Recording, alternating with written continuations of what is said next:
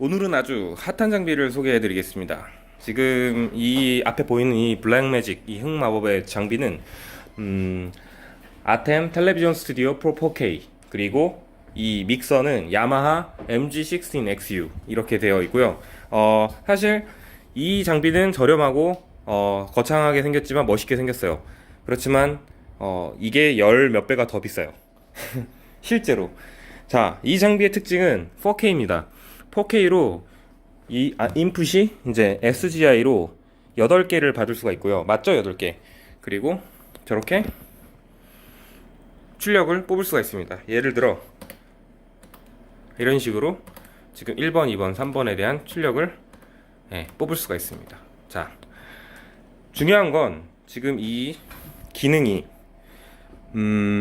여기에 물려있는 카메라가 어떤 카메라이며 어떤 화질로 송출되느냐가 제일 중요한 건데, 그냥 간단하게 얘기해서 12G예요. 그러니까 화질이 엄청 좋다는 얘기고, 이거를 이 내부에서 프로세서에서 인터널 그 인풋을 받은 거를 1840-2160에 29.97 혹은 DCI인 4096에 2160, 60 이런 포맷으로 하나로 만들어서 출력을 그대로 뽑아낼 수가 있다는 얘기입니다.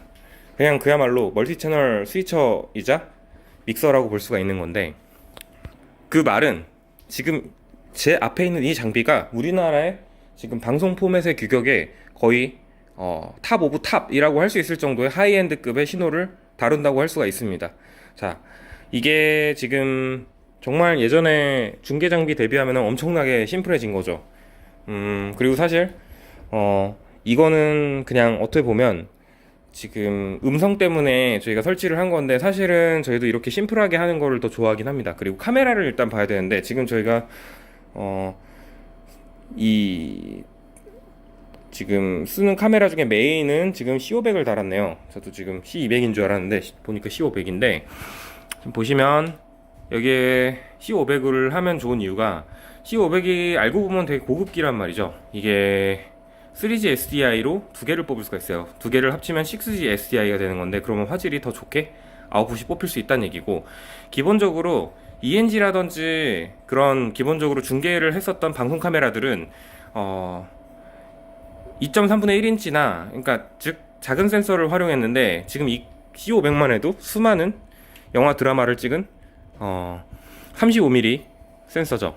그리고 화질이 엄청 좋고, 지금 달려있는 렌즈도 컴팩트 프라임이지만 일단 시내 장비죠.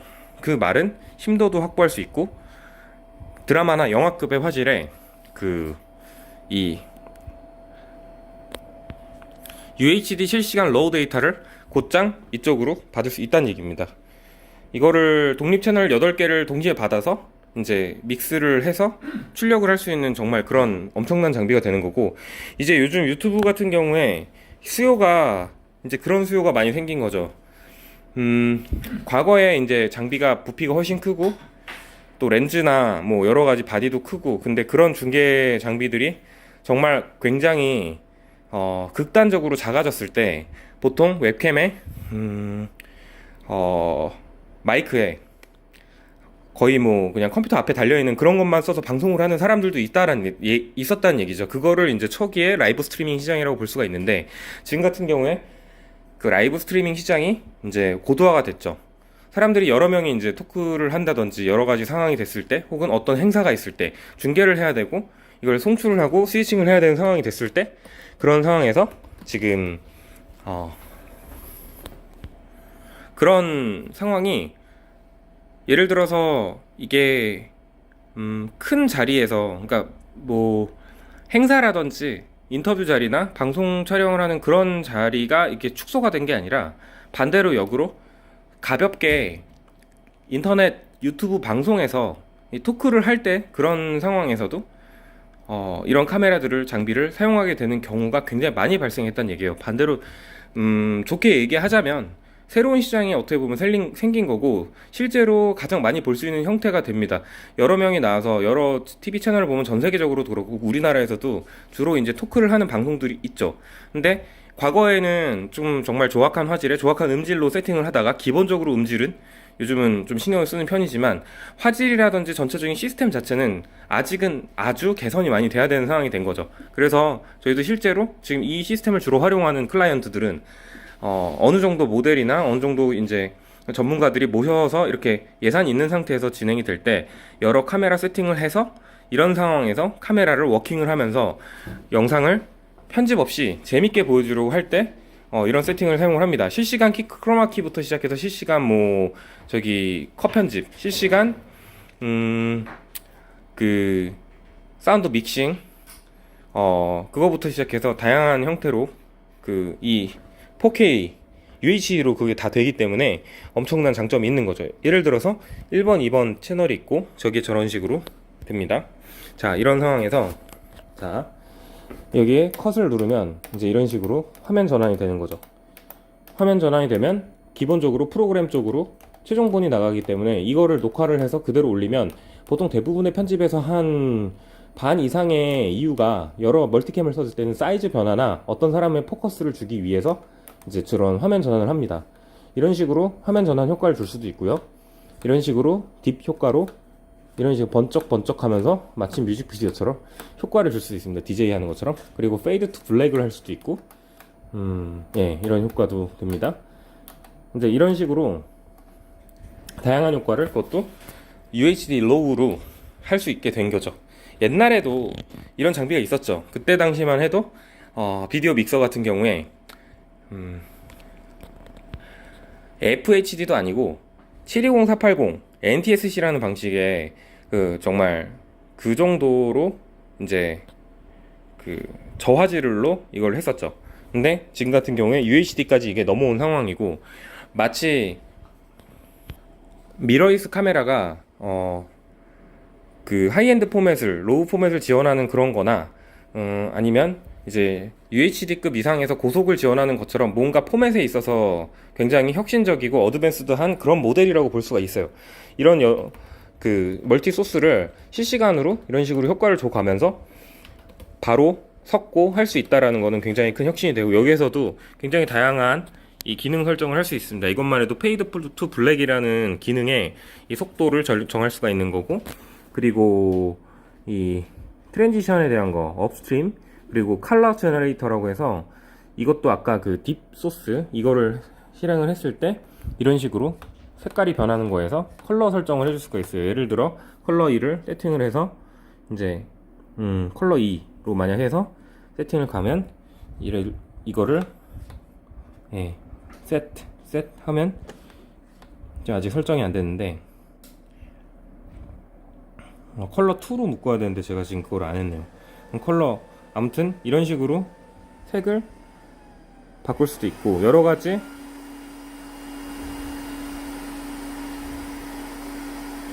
뭐 컬러바도 줄 수가 있네요. 컬러바를 넣을 수도 있고 여러가지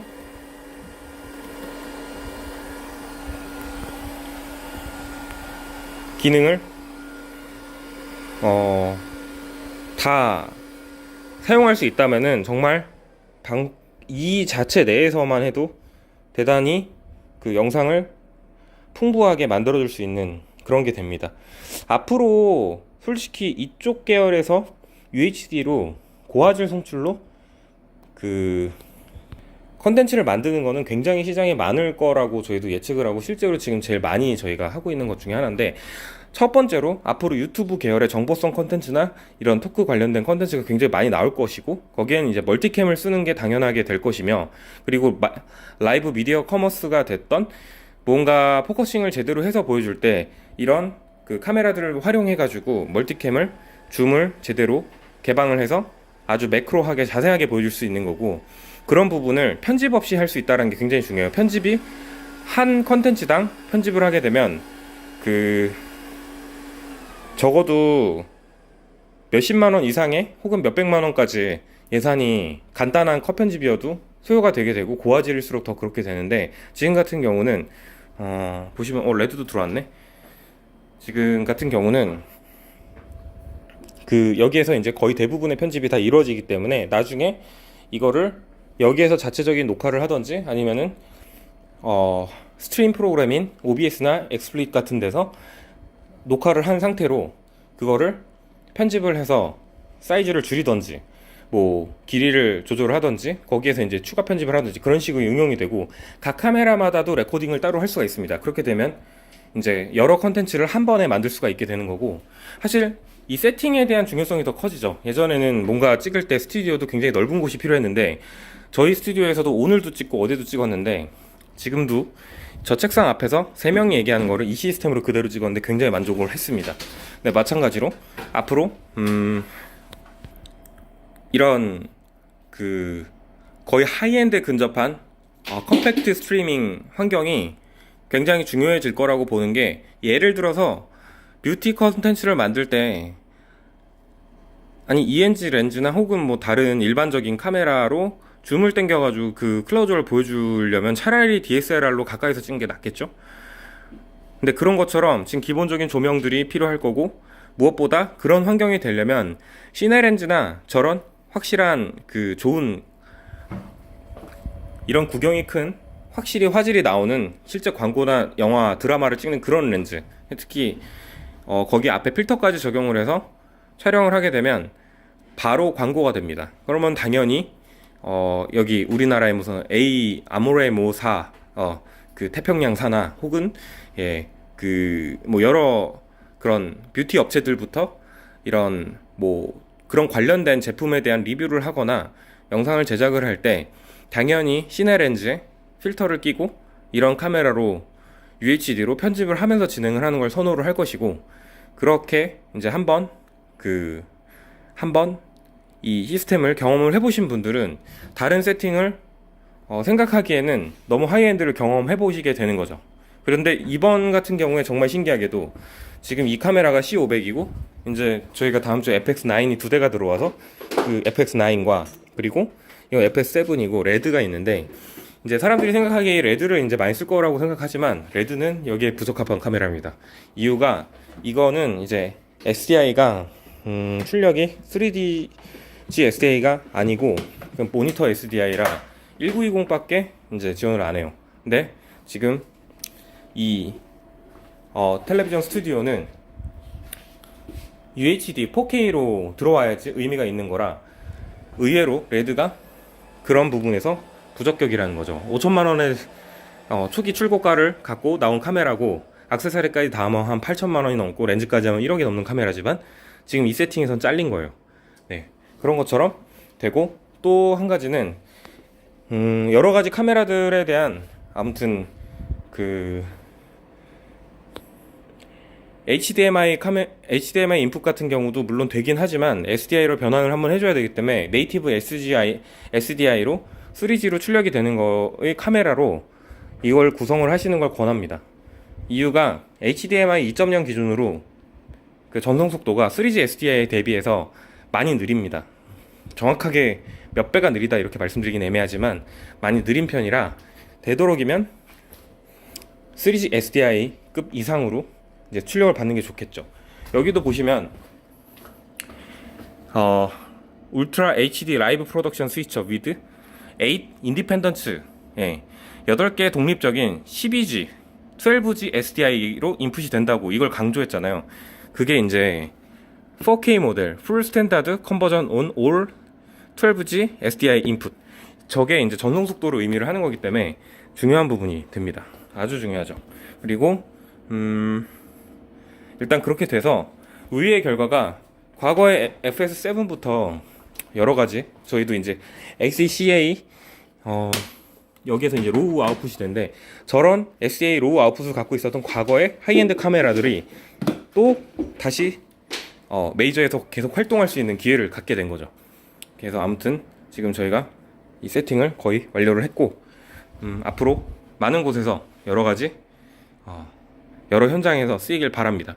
근데 이미 굉장히 많은 수요가 있어요. 그렇죠? 그렇죠. 이제 또 네덜란드 우리 또 반기문 총장님이 조만간 이제 등장하고 뭐 여러 가지 지금 프로그램들이 곧 이걸로 송출이 됩니다.